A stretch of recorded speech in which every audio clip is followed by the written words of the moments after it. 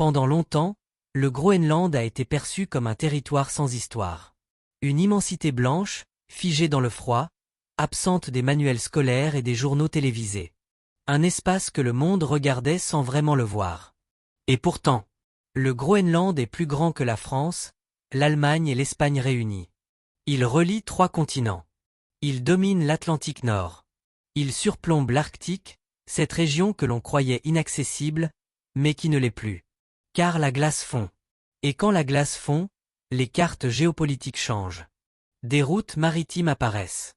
Des ressources enfouies deviennent exploitables. Des puissances jusque-là éloignées se rapprochent dangereusement. Ce territoire silencieux devient alors une question brûlante. Qui contrôlera le nord du monde? C'est dans ce contexte que le Groenland sort brutalement de l'ombre. Et que son nom arrive, contre toute attente, sur le bureau du président des États-Unis. Août 2019. Face aux journalistes, Donald Trump lâche une phrase qui semble irréelle. Les États-Unis devraient acheter le Groenland. Le monde rit. Les réseaux sociaux s'enflamment. Les caricatures pleuvent. Mais derrière l'ironie, une onde de choc traverse les capitales. Car cette déclaration n'est pas faite dans le vide. Elle s'inscrit dans une logique précise, celle d'un président obsédé par la puissance, la sécurité et la domination stratégique. Trump ne parle pas de colonisation. Il parle de contrôle.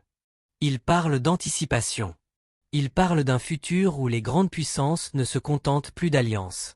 Elles sécurisent directement les territoires clés. À Copenhague, la réponse est ferme, le Groenland n'est pas à vendre. Mais à Washington, le message est déjà passé. Le Groenland vient d'entrer dans la cour des grands. Et il n'en sortira plus. Sous la glace du Groenland, il n'y a pas que du froid. Il y a de la richesse.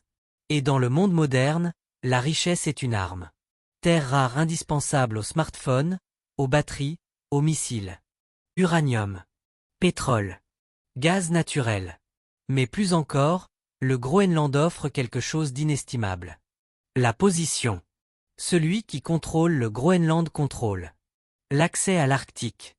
Les routes entre l'Amérique et l'Europe. Une partie de la surveillance militaire mondiale. Les États-Unis l'ont compris depuis longtemps. Ils y ont installé la base de Thulé, élément central de leur bouclier antimissile. Ce n'est donc pas une île. C'est un poste d'observation planétaire. Et dans un monde où la dissuasion repose sur la détection précoce, quelques secondes d'avance peuvent décider du sort d'une guerre. Pendant que l'Occident débattait, la Chine agissait. Pékin ne déploie pas de soldats. Elle envoie des ingénieurs, des investisseurs, des scientifiques. Officiellement, il s'agit de recherche climatique, d'infrastructures, de coopération économique. Mais dans les documents stratégiques chinois, l'Arctique est clair. Il fait partie de la route polaire de la soie. Un nouvel axe commercial. Plus rapide. Moins contrôlé. Capable de contourner les routes dominées par les États-Unis. Pour Washington, c'est une menace directe. Car la Chine ne cherche pas seulement à commercer. Elle cherche à s'installer durablement. Et le Groenland devient alors un terrain décisif dans cette rivalité silencieuse. Donald Trump raisonne différemment des diplomates classiques. Pour lui, le monde n'est pas un système de règles. C'est un rapport de force permanent. Acheter le Groenland, dans sa logique, ce n'est pas choquant. C'est efficace. Rapide. Définitif.